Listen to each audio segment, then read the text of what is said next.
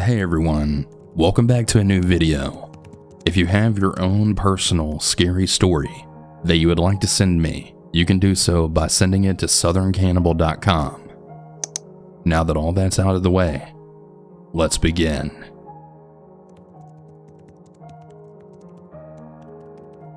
When I was around the age of 13, I had met someone who claimed to be 16 on Facebook. For the sake of anonymity, we'll call him Sam. Sam had put me into a group chat with a bunch of people who I'd later become friends with. I had a roleplay account on Facebook, so my account was known among the anime community. I'd gotten really comfortable around these people. A couple of years passed, and around this time I was 15 and he was apparently 18, and he had claimed to have a sister who he added to the group chat. The sister was in the military and she lived just a state over. For the story's sake, we'll call her Venus. Sam introduced Venus to us, telling us all these little facts about her. But the strangest thing is they would never be online at the same time. This went on for multiple years during that time. I had eventually gotten into a relationship with Venus, and we were together for a few years. She would disappear every so often and wouldn't really talk, and she'd get really mad about certain things. For example, when I was younger, I was drinking with friends and one of my gay best friends was there, and I had touched his leg hair with my hand and called him Bigfoot, and we had all just laughed about it. But Venus got really mad at me, and we were on a video call at the time, and she hung up on me. What she said next was absolutely insane.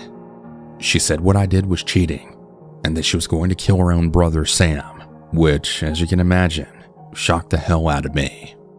She later on sent photos of blood to the group chat, claiming it was Sam's blood and that she killed her own brother. Totally freaked out, an hour had passed and my friend and I got really close to calling the cops, but we were terrified teenagers, so we didn't call right away. Sam had later on messaged us in the group chat, and he said he was fine and very much alive, but that she did attack him. At this point, she was offline pretty much all the time now, and to a lot of you, I'm sure this won't come as a surprise, but to me and everyone else in the group chat, we didn't really expect what was coming. She went offline for a while again, and we eventually just broke up. Well, a few years after that, I got into a relationship with her brother Sam. She didn't really have an online presence anymore at this point. It was like she just ceased to exist. About a year into my relationship with Sam, I had found a Facebook page that had her exact pictures on it. But it wasn't under the name she went by. It was under some random girl's name, and when I confronted Sam about it, I asked if she had an extra account, and he asked me in a panic how I found it.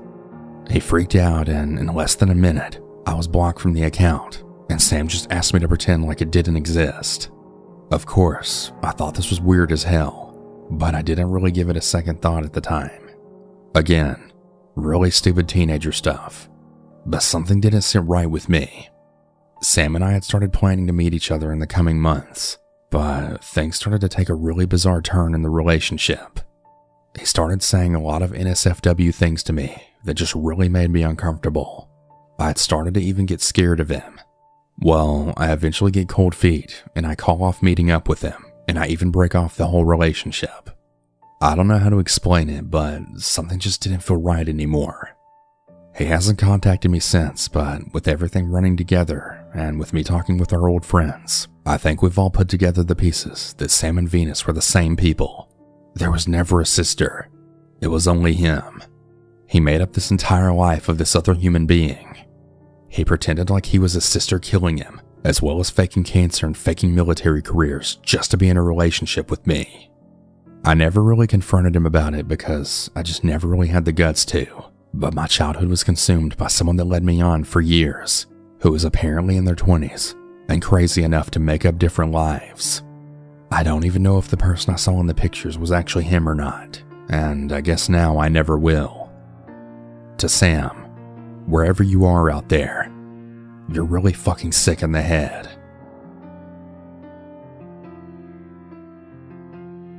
My name is Ember, and I recently just turned 30. I live outside of a town that you can say is known for having very disgusting water, if that helps put that together. The story I'm about to tell you is pretty damn terrifying, and sadly, very true. I met my now ex 7 years ago. Let's call him William for privacy reasons. We'd actually talked on a dating website first, and ironically, we had ran into each other at a local bar months later. He walked up to me and said, "Hey, you look so familiar. Didn't we talk online before?" And those words turned us into talking all night long, and then us meeting up later that week for him to cook some dinner at his house for me. He seemed pretty normal. He lived alone, and he had a pretty good job working as an electrician. He was also pretty easy on the eyes, but he was 10 years older than me, which didn't really bother me, because I had always dated older than my age anyways. He always had kind of a sadness in his eyes, which not long after seeing each other, I found out it was due to his children living in another state with his grandmother. You see, his ex-wife had died from unknown causes while they were going through a divorce, but that'll come into play a little later on in the story. The fact that he didn't have custody was certainly a red flag, as I had a 3-year-old daughter, but the reasons he explained to me had made a lot of sense to me at the time. After a while of being together, his jealousy definitely started to show. He would accuse me of cheating on him anytime I wouldn't answer my phone right away, or if I wanted to do anything else with friends or family. One night he started a fight when I had to be up for work really early, just yelling at me to wake up. I had told him to leave me alone at least 10 times until I just couldn't take it anymore, and lifted the pillow out from under me and chucked it at him. He instantly threatened to call the police on me, and I had enough, so I locked myself in the room with my daughter to get some sleep. He then took the locked doorknob off the door and said I better speak with him or he's going to call the police on me. I honestly had enough at this point, because now he was doing this in front of my daughter. I called my mom to come get us because I knew he would actually let me leave if she showed up. My mom had finally got there, and when she did, the second that my daughter got on the porch, he grabbed my arm as I was walking out and pulled me back inside, then shutting the door and leaving my mother and daughter outside. He was pleading to me, please don't go anywhere, and after a while of my mother banging on the door and threatening to call the police, he finally let me go.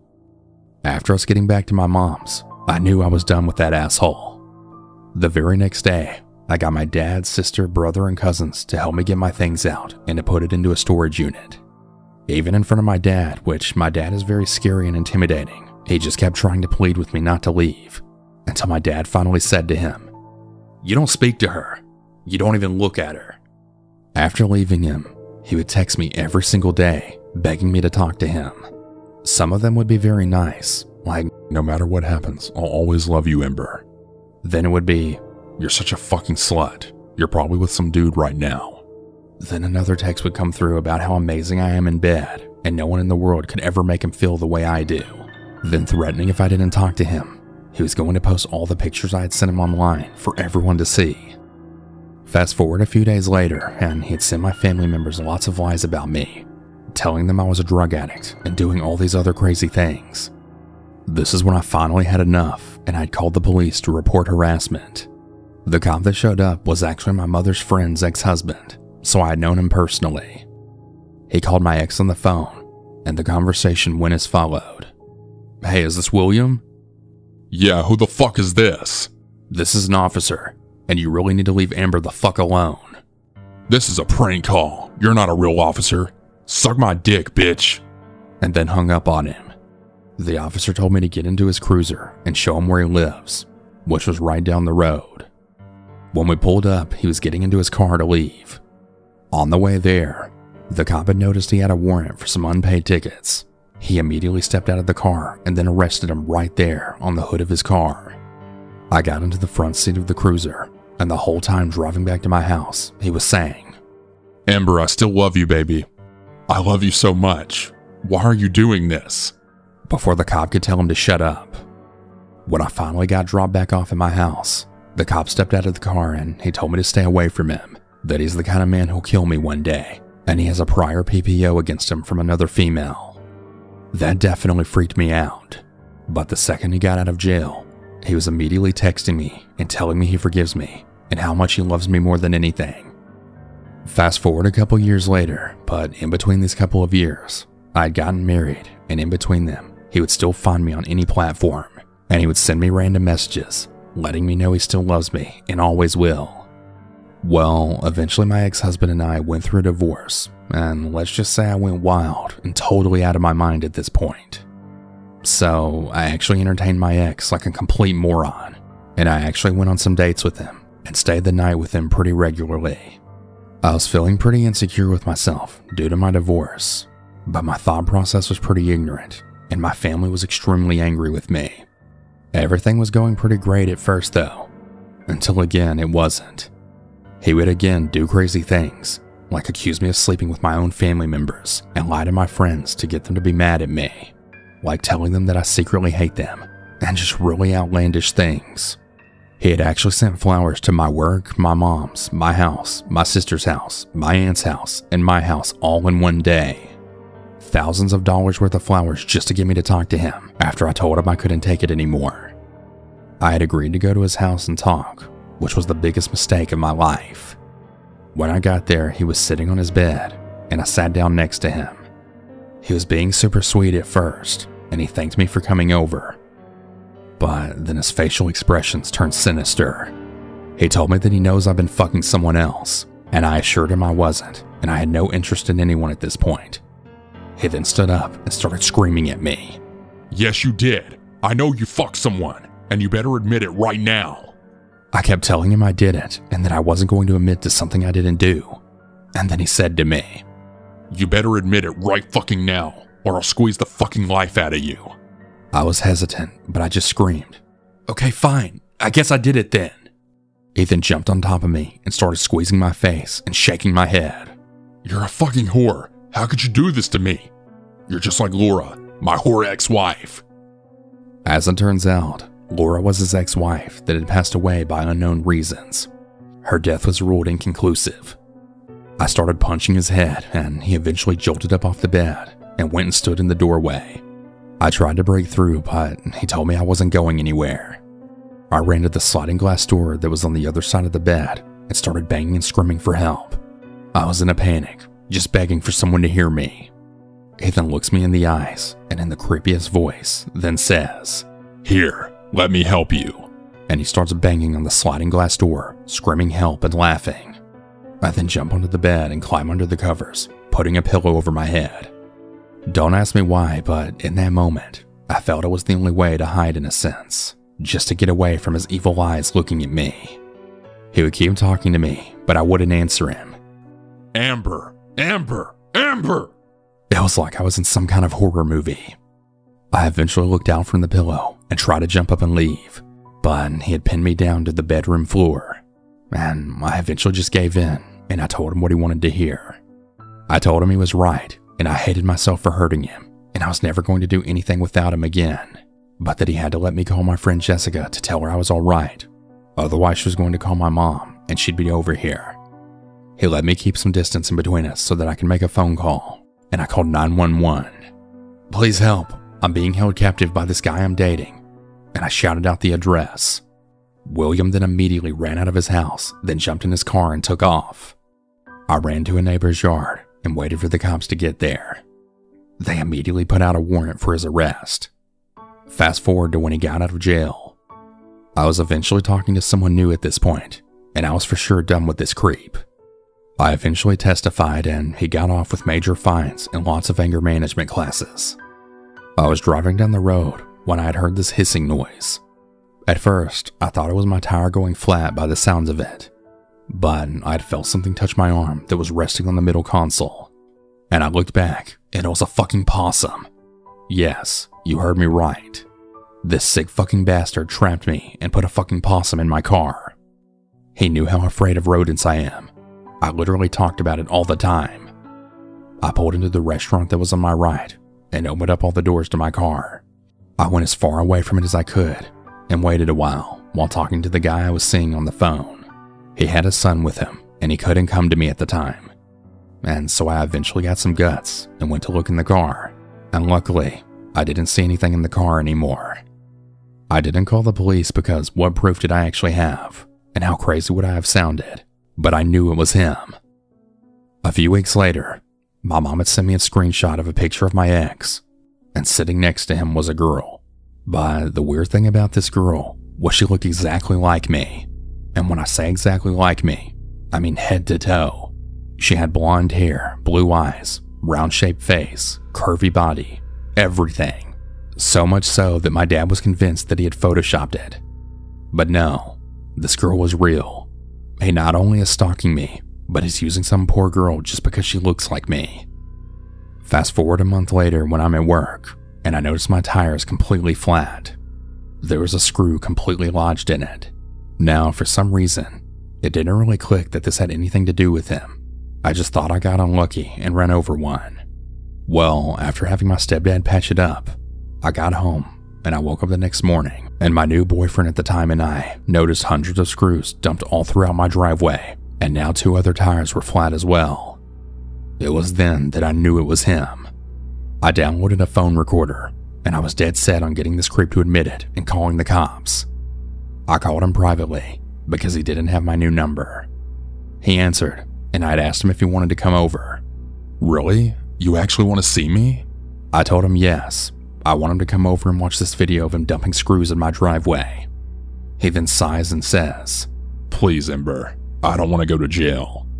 I immediately hung up and called the police the next day and filed for an immediate PPO. The judge ruled that I could have it for a year. Over the years, he would message me on fake pages, as well as message my fiance and now husband. Luckily, I haven't heard from him in over a year now, but I heard he's dating someone with the same last name as me, which is kind of weird. It really makes me wonder now whenever I think back to his late wife, and I really wonder what the hell happened to her. Did he kill her, and could that have happened to me? I guess I'll never know, but to my crazy psycho ex, I have no intentions of ever talking to you or seeing you ever again.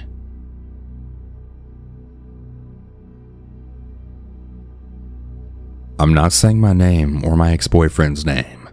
I'm a female in a small town in Ohio, and I had first met my boyfriend on Xbox. We messed around for a few months and then we started dating. It was a great relationship. That is, until I later got to experience what he was truly like. He was so rude and toxic to me. I tried to leave him because he would say such hateful things to me. He would always call me stupid and really ridicule and downgrade me. He made me feel so shitty about myself. I would often cry because of how he made me feel, and I actually tried leaving him, but he actually threatened suicide if I left him.